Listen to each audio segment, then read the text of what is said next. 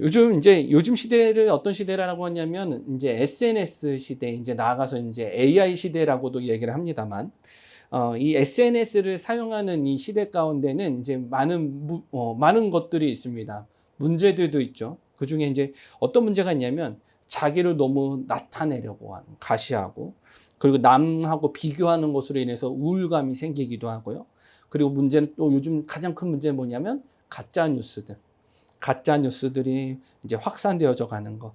그리고 SNS를 위하여 나의 시간을 너무나도 사용하는 것. 이런 것들이 이제 문제죠. 근데 꼭 문제만 있을까요? 제가 항상 이제 설교 시간에 항상 SNS 가지고 이야기를 하는데, 문제만 있는 것은 아닙니다. 또 무엇이 있냐면 좋은 것도 있어요. 좋은 것이 있는데 그 중에 하나가 뭐냐면 이거예요. 미닝 아웃이라고 해가지고 이제 요즘 이제 뜨고 있는 단어인데, 미닝 아웃은 이제 무엇이냐면 미닝이라는 의미와 그리고 커밍 아웃이라는 이제 그 단어, 나를 이제 드러내다라는 그 단어의 합성어예요. 그래서 어떤 뜻을 가지고 있냐면 내가 나의 신념과 가치관을 내가 물건을 사는 거나 아니면 SNS에 나타나는 거예요. 예전에는 성도님들 우리가 뭐냐면, 이거죠. 예를 들어서 제가 송 권사님을 싫어하진 않지만 싫어한다고 생각해 보세요. 그러면 싫어하는 것을 티로 내요? 안 내요? 안 내죠. 티를 안 냈어요. 옛날에는 티를 내지 않고 그냥 그러려니 살아가는 게 어떤 대한민국의 그런 덕목 같아 보였습니다. 근데 요즘은 어떻게 하냐면 내가 좋고 싫은 것을 무엇으로 다 나타내냐면 SNS, 그리고 또 어디에 보여줘요? 아니면 이제 카카오톡 프사, 프로필 막 이런 거예요. 보여주는 거죠. 제가 한번 주변 분들의 카카오톡 프사를 봤어요. 그러니까 또 누가 나오시냐면 우리 유진혜 권사님이 또 어제 아드님을 결혼 보내셨는데 누구 사진이 있냐면 네, 큰 아들 부부 사진이 있죠. 이거 뭐예요? 저 이제 아들 결혼시킵니다 라는 것들을 무의식적으로 이렇게 나타내는 거죠. 저희 첫째 딸이요, 꿈이 있었어요. 뭔지 아세요? 해외여행 가는 게 꿈이었어요. 그래가지고 장담 못해, 약속 못해 막 그랬거든요. 근데 이제 아버지 돌아가시고 이제 어머니 이제 모시고 이제 여행을 갔다 오자라고 이제 결정된 날부터 푸사가 바뀌었어요. 뭐로 바뀌었는지 아세요? 어디 여행 디데이 며칠.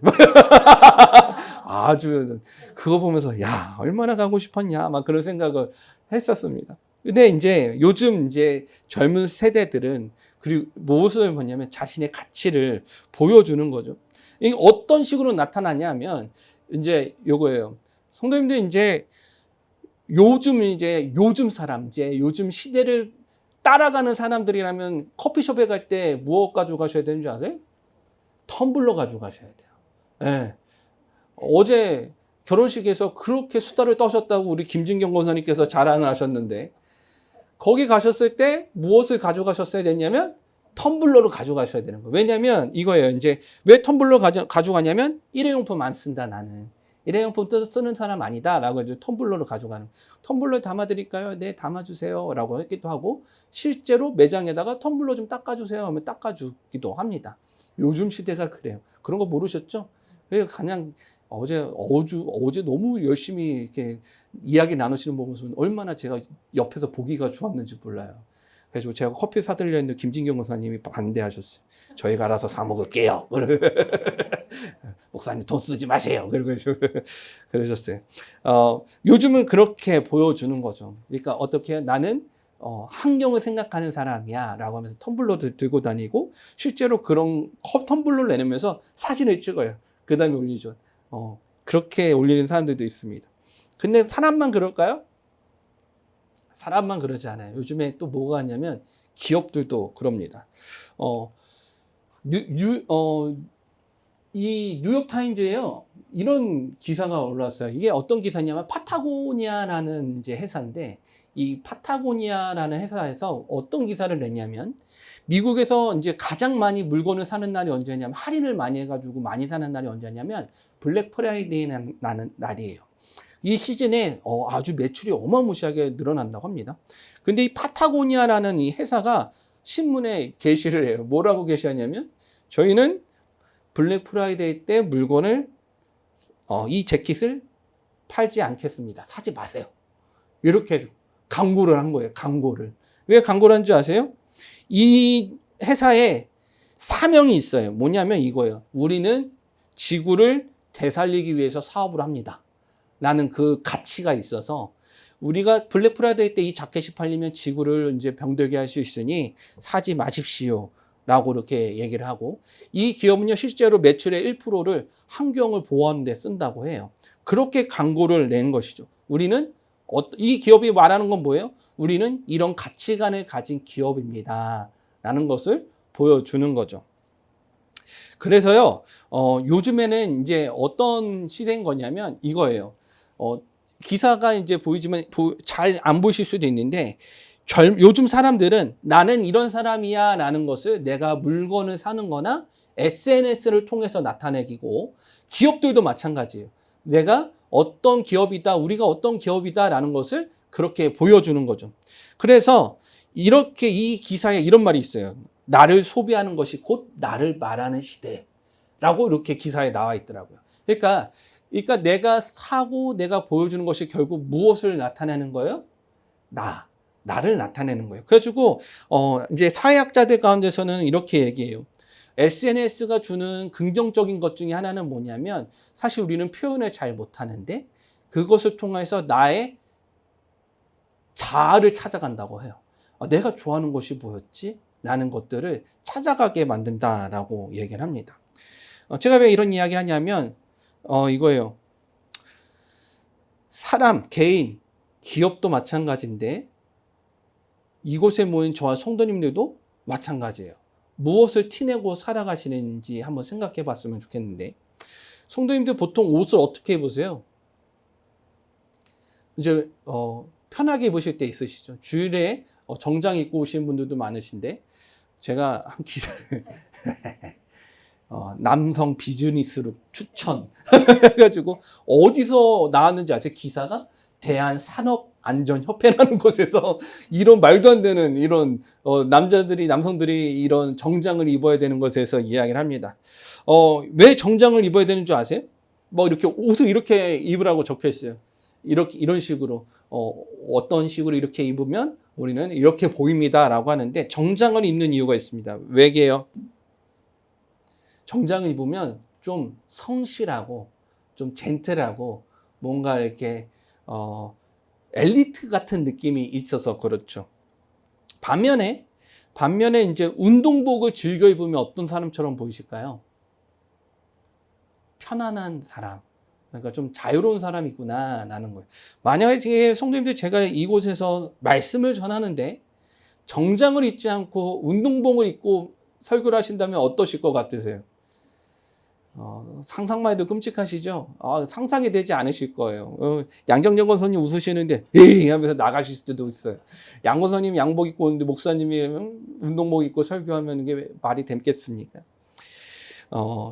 뭐냐면 저는 이것을 말씀을 드리고 싶어요. 사람은 원래 티를 낼 수밖에 없는 존재예요. 의식적으로나 무의식적으로나 티는 나게 되어 있다라는 것이죠. 그래가지고 사람은 자기가 생각하는 가치, 그리고 자신이 소중하게 생각하는 것이 티를 안 내려야 안 낼 수가 없는 것이죠. 그러면 이제 오늘 말씀으로 이제 좀 깊이 들어가서 이거예요. 예수님은 어떻게 말씀하셨을까요? 티를 내라고 하셨을까요? 말라고 하셨을까요? 아니, 그냥 그렇게 말고 한번 이렇게 생각해 보시죠. 예수님을 믿는 사람은 티를 내야 될까요? 말아야 될까요? 자, 한번 웅성웅성 거리시는데 지금 부끄러워서 말씀 못 하시는 거 다 알아요. 많은 사람들이 이렇게 얘기해요. 뭐냐면 저도 사실 그렇게 생각합니다. 신앙은 좀 개인적인 부분이어서 누군가에게 강제하고 강요하기가 쉽지 않은 부분이 있다라고 생각을 하는 거죠. 물론 내가 믿는 하나님은 절대적이고 그런 이 땅을 창조하시고 이 땅을 만물을 주관하시는 분이시라는 것에 대해서 우린 믿음을 가지고 나아갑니다만, 누군가에게 그 믿음을 전해줄 때에는 조심스러운 부분이 있어요. 왜냐하면 내가 만난 하나님과 내가 만난 예수님이 계시는데 이것을 전하기엔 또 이 사람의 개인적인 부분들과 나의 것이 이 사람의 것이 되기는 쉽지 않은 부분들이 있기 때문에 그렇죠. 그래서 조용히 티내지 않고 살아가려고 하는 것들도 있습니다. 근데 성경은 뭐라고 이야기하느냐? 따라해 보실까요? 티를 내라. 티를 내라는 거예요. 그러면 주변 분들하고 다시 한번 인사해 보실까요? 처음에 인사했던 것처럼 티나게 삽시다. 티나게 사세요. 티나게 사세요. 그러면 이제 좀 살펴보는 건 이거예요. 그러면 성경이 말하는 티는 무엇이냐는 거예요. 어떤 티를 내야 되느냐? 어떤 티를 내야 되느냐? 성경에는 아주 알기 쉬운 예화가 3개가 있어요. 그 중에 오늘 마태복음 5장에는 2개가 예화가 나옵니다. 첫 번째는 5장 13절 말씀인데 저같이 한번 읽어볼게요. 시작. 너희는 세상의 소금이니 소금이 만일 그 맛을 잃으면 무엇으로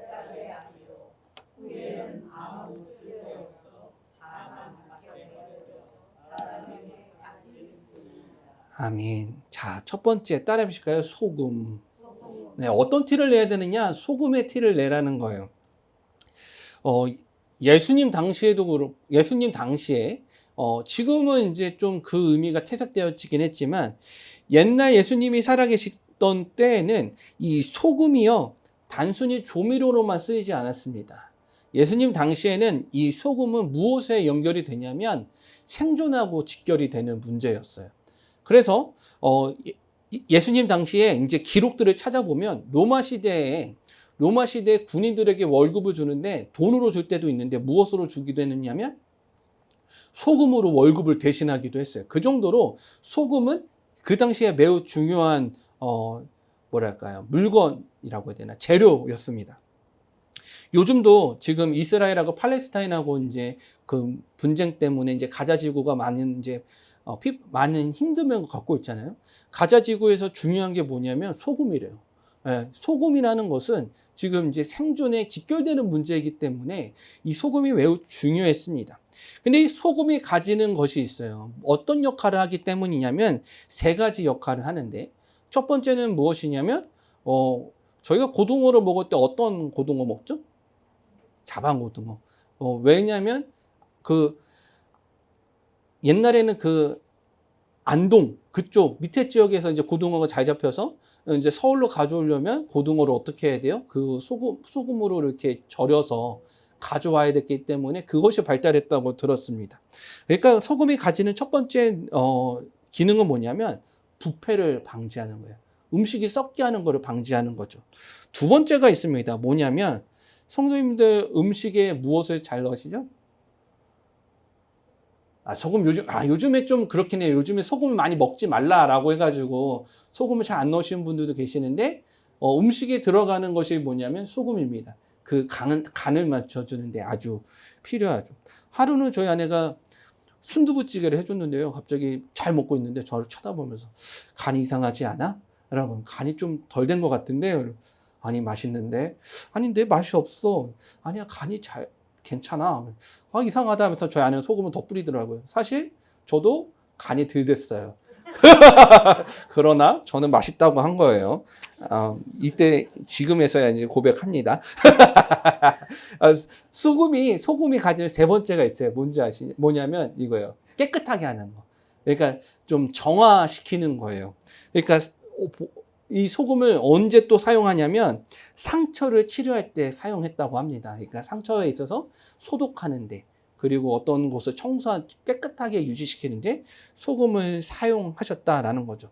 그러면 이 소금을 가지고 우리가 살펴볼 수 있는 건 뭐냐면 우리가 그런 소금과 같은 존재가 되는 거예요. 그런 티를 내라는 거예요. 성경이 말하는 것을. 근데 여기서 예수님께서 말씀하셨을 때 오늘 13절에는 이렇게 말씀하세요. 따라해 보실까요? 너희는 세상에 소금이니에요. 자, 저는 이제 그런 자그마한 이제 과거, 현재 이런 것도 참 중요하다고 생각하는데 예수님께서 이렇게 말했어요. 야, 구하나 너는 소금이었다. 라고 하면 사실 의미가 없어요. 근데 예수님께서 말씀하시는데 뭐라고 얘기하냐면 너희는 세상의 소금이다. 소금이니 뭐예요? 지금도 소금이에요? 아니에요? 소금이라는 거예요. 무엇이냐? 예수님께서 말씀하시는 건 이거예요. 야, 구하나 신앙생활 열심히 하면 너가 소금이 될 거야? 그런 개념이 아니라 지금도 우리는 세상에 뭐예요? 소금이라는 거예요. 예수님께서 말씀하시는 것은 분명해요. 우리가 무엇을 열심히 해서 소금이 될 거야도 아니고 너희는 이미 소금이야. 지금 소금이야 라고 말씀하신다는 거예요. 이것은 무엇이냐? 그리스도인의 삶은 세상의 소금이다 라는 이 말은 무엇이냐? 우리가 살아가는 매 순간이 무엇과 같아요? 소금과 같은 거예요. 믿으세요? 이게 무엇을 우리에게 의미하냐면 우리가 살아가는 매 순간의 삶이 세상의 소금과 같은 삶을 살아간다라는 거죠. 정결하게 하고 정결하게 하고 부패를 방지하고 그리고 맛을 내는 존재들. 그것은 성도님들이 한번 생각해 보셨으면 좋겠어요. 저도 예화를 좀 넣어봤는데 이 부분은 성도님들이 한번 생각해 보시면 내가 세상의 소금이 된다는 것은 과연 어떤 의미일까 한번 생각해 보시기 바라고, 두 번째로 오늘 본문에서 마태복음 5장 14절부터 16절까지는 이것에 대해서 이야기합니다. 저같이 16절까지 말씀을 읽어볼게요. 시작. 너희는 세상의 빛이라. 산 위에 있는 동네가 숨겨지지 못할 것이요. 사람이 등불을 켜서 일업으로 집안 모든 사람에게 빛이 느니라. 이같이 너희 빛이 사람 앞에 비치게 하여 그들로 너희 착한 행실을 보고 하늘에 계신 너희 아버지께 영광을 돌리게 하라. 아멘. 여기서 이제 빛이라고 이제 사용된 이 단어가 포스라는 단어인데, 이 헬라어로 포스라는 단어인데 이 단어가 또 어디에 쓰이냐면 예수님께서 예수님 자신을 설명할 때 나는 세상의 빛이요 라고 얘기하실 때 있어요. 이 빛하고 이 마태복음 14절부터 16절까지 나오는 빛하고 다른 빛일까요? 같은 빛일까요?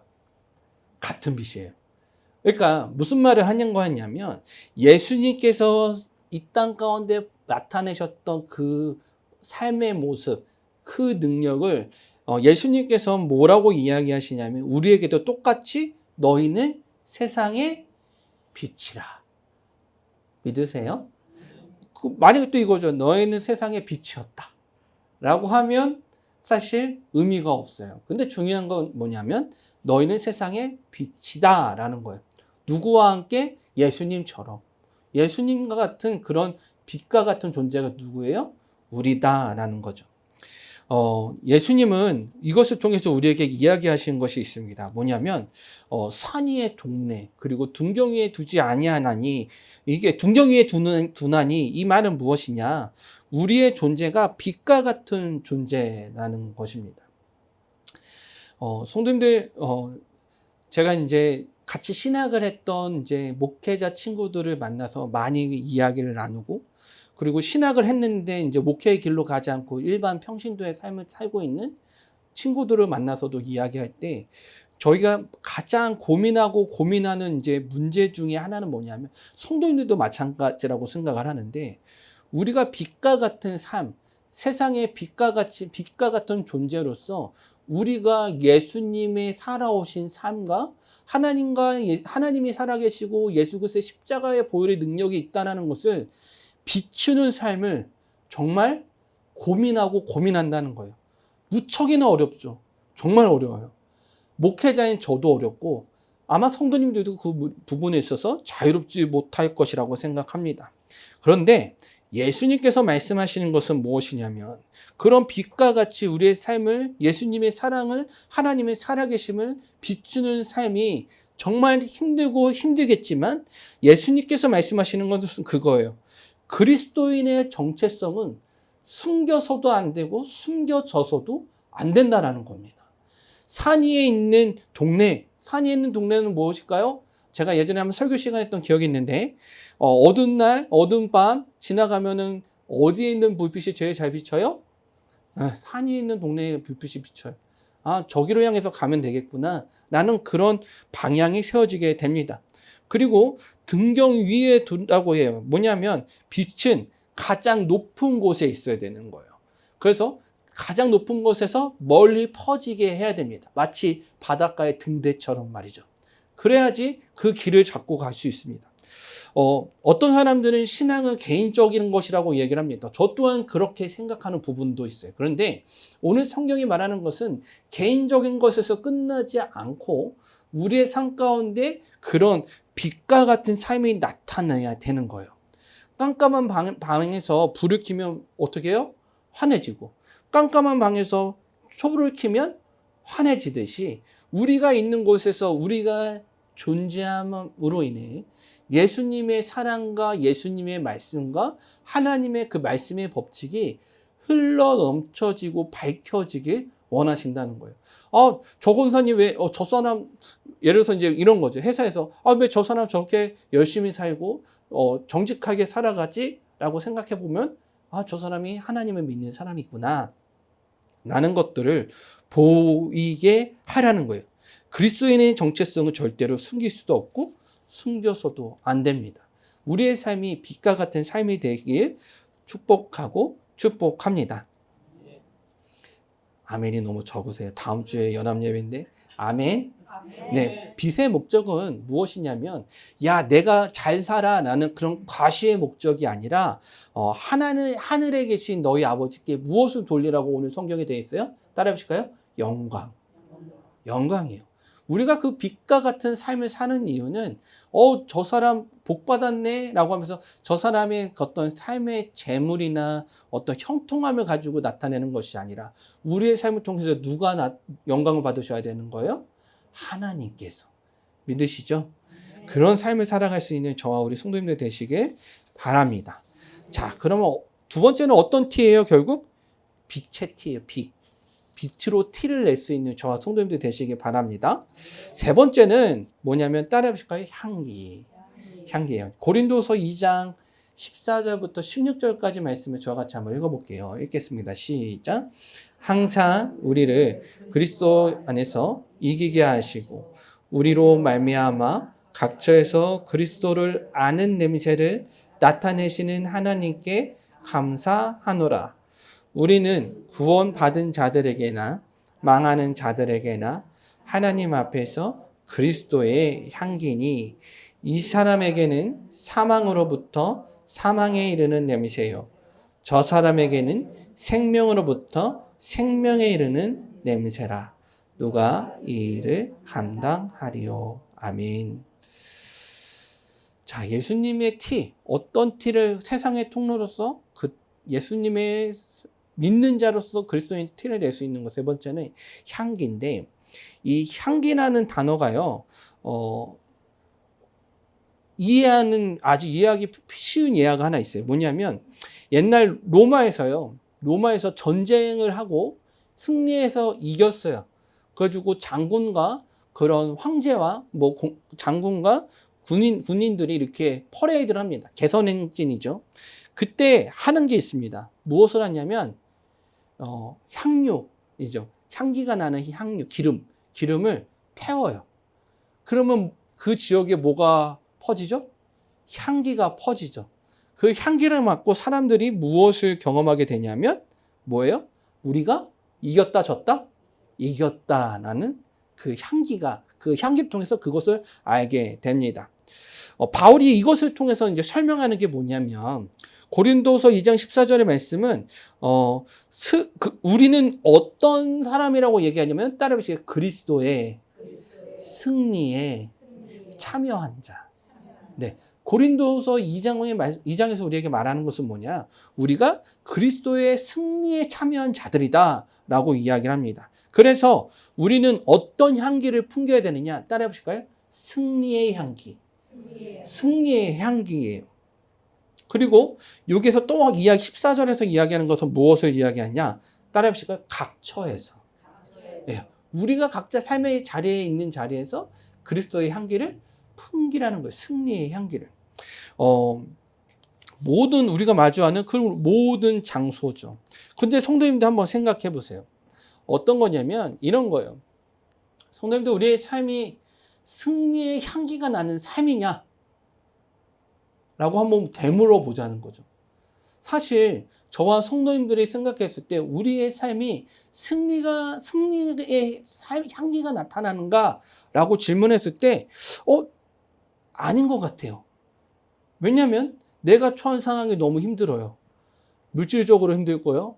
어떤 가정적으로 힘들고요. 상황과 환경이 나를 받쳐주지 못하는 것 같아요. 승리한 것 같지 않아 보입니다. 그러면 우리는 그런 승리자의 향기를 품을 수 없을까?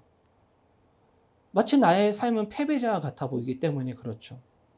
근데 그래서 바울은요, 이런 이야기를 합니다. 따라해 보실까요? 어떤 사람에게는 생명의 향기요. 어떤 사람에게는 사망의 냄새라. 그리스도의 승리의 향기를 풍겨야 하는데 그 향기를 맡고 어떤 사람들은 승리했다 라고 생각을 합니다만 어떤 사람은 그 향기를 맡고 뭐라고 얘기하냐면 패배했다라고 이야기를 해요. 근데 한번 성도님들께 묻고 싶은 건 이거예요. 뭐냐면 우리가 승리했다, 패배했다라는 그 기준은 무엇에서 오냐면 그 그리스도의 승리의 향기, 그 그리스도의 승리라는 부분에서 오게 됩니다. 그러니까 누구나에게 예수 그리스도의 승리의 향기는 풍기게 될까요? 안 될까요? 풍기게 돼요. 근데 그 향기를 맡고 그 승리의 향기를 맡는 사람들이 있는 반면에 반대로 사망의 냄새를 맡는 사람들도 있다라는 것이죠. 이 말은 무엇이냐? 그 냄새를 맡고 내가 그것을 무엇으로 받아들이냐는 거예요. 우리가 교회를 다니면서 예수님을 믿으면서 때로는 그런 생각이 들 때요. 내가 예수님을 믿고 내가 예수님을 향한 신앙을 가지고 있는데 왜 내 삶은 그런 승리자의 생각 같이 보이지 않고 패배자와 같이 보이는가? 라고 한다면 우리의 신앙 가운데, 우리의 삶 가운데는 어떤 냄새가 풍겨지게 되는 거예요? 사망의 냄새로 찾아오게 되는 거예요. 근데 반면에 예수 그리스도께서 승리하셨다라는 그 승리의 향기를 승리의 향기로 맡는 자들에게는 그것이 무엇으로 찾아와요? 승리로 찾아온다는 거예요. 이것은 우리에게 중요한 신앙의 문제를 알려줘요. 뭐냐면 우리가 예수님을 믿는데 나의 삶에 왜 복되지 못하고 물질적인 풍요를 누리지 못하고 좌절하고 낭망한다면 우리는 예수님의 그 승리의 향기조차도 어떤 향기로? 사망의 향기, 사망의 냄새로 받아들일 수밖에 없다라는 거예요. 그러면 오늘 바울이 여기서 말하는 것은 무엇이냐? 우리의 책임은 승리의 향기를 풍기는 것뿐만이 아니라 그 승리의 향기를 맡아야 된다는 거예요. 믿으세요? 제가 원하는 아멘의 목소리가 아니어서 저 열심히 설명했는데 무슨 말이냐면 성도님들, 우리가 마주하는 현실 때문에 우리의 삶을 사망의 자리로 만들지 말라는 거예요. 네, 우리의 삶은 그 승리의 삶과 향기가 넘쳐나는 삶이 될 줄 믿습니다. 성도님들에게 늦었어요. 우리의 모든 것은 향기가 되어서 나타날 줄 믿습니다. 늦었다니까요. 이미 마음 상했다니까. 중요한 것은 향기는 아주 은밀하면서도 강한 영향력을 가지고 있어요. 그래서 우리가 그 승리의 삶을 살아간다면 그 승리, 아멘 하지 마세요. 승리의 향기는 우리에게 그 믿음을 주기도 하지만 다른 이들에게도 그것을 받아들이게 하는 능력이 있을 줄 믿습니다. 근데 성도님들 한 가지 진작에 하셨어야지. 그 중요한 것이 있어요. 뭐냐면 제가 소금과 빛과 향기에 대해서 이야기를 했잖아요. 이 원리가 하나 있어요. 제가 이제 이 원리를 찾아드리려고 이 먼 길을 찾아왔는데 예수님께서 말씀하실 때 우리에게 그리스도인으로서 티를 내라라고 했을 때 우리의 중요한 원리가 이 세 가지를 통해서 발견할 수 있는데 첫 번째는 따라 보실까요? 나는 이미 그런 존재다. 나는 이미 그런 존재다라는 거예요. 너는 세상의 빛이라. 세상의 소금이라. 라고 얘기했던 것처럼 너가 세상의 소금이었어. 뭐뭐였어가 아니라 지금도 나는 그런 존재라는 거예요. 소금이고 빛이고. 그렇기 때문에 우리의 삶이 그런 삶을 살아갈 수 있어요? 없어요? 있다는 거예요. 두 번째 뭐냐면 자연스럽게 나타난다는 거예요. 티를 내라는 게 뭐냐면 일부러 가가지고 그런 거 있잖아요. 일부러 가지고 나 예수님 믿어라고 하면서 이렇게 그런 강하게 말씀드리라는 게 아니라 요즘 애들처럼 이제 SNS를 티를 내듯이 그렇게 티를 내라는 게 아니라 살아가는 거를 보아하니 저 사람이 마치 교회 다니는 사람 같아 보이는 거죠. 그런 거 있잖아요. 누구씨 보니까 너무 열심히 일해서 교회 다녀? 왜 교회 다녀? 아유, 교회 다니는 사람 같더라. 라는 것처럼 우리의 삶 가운데 어떻게 해요? 자연스럽게 그런 삶이 티가 날 수 있는 저와 우리 성도님들 되시길 바랍니다. 세 번째가 뭐냐면 이거예요. 변화를 가져와요. 변화를 가져온다는 거예요. 빛은요, 그것의 어둠 가운데 무엇을 가져다 줘요? 밝게 만드는 변화를 가져와요. 소금은요, 닝닝한 맛에 짠맛, 간을 더해주고요. 향기는요, 저희 애들이요, 갑자기 생각났어요. 제가 이제 일을 하니까 제 차가요, 그러니까 탈 때마다 이제 땀 냄새가 백인 거예요. 애들이 제 차 탈 때마다 땀 냄새가 그렇게 난다는 거예요. 그래가지고 막 그런 상처받고 슬퍼하다가 어느 날 이제 저희 아내한테 그 방향제를 하나 사달라. 그래가지고 방향제를 제 차에 꽂았어요. 그랬더니요, 향기가 나더라고요. 어제 송 권사님 향기 났죠? 땀 냄새 안 났죠? 그 땀 냄새가 배겨 있는데 향기가 덮은 거예요. 그것처럼 무엇을 이렇게 해야 되냐 따라해 볼까요? 변화예요. 변화를 가져오게 됩니다. 우리가 있는 곳에서. 정말 중요한 것은 따라해 보실까요? 이제 네 번째인데 중요한 것. 평안을 가져다 준다. 네, 평안을 가져다 주는 거예요. 소금은 음식을 안전하게 만들고, 빛은 길을 밝히고, 그리고 향기는 마음의 기쁨과 위로를 가져오는 그런 평화를 가져오게 되는 것이죠. 그러면 이거예요. 따라해 보실까요? 성도는 존재 자체로 세상에 평안을 전하는 통로입니다. 믿으십니까? 네, 존재 자체로요. 내가 그 존재 자체를 평가하지 말고 판단하지 마시고 우리가 살아가는 삶이 어떤 삶? 평안을 전하는 평안의 통로라는 삶. 그것을 기억할 수 있는 저와 우리 성도님들 되시길 바라겠습니다. 기도하시겠습니다.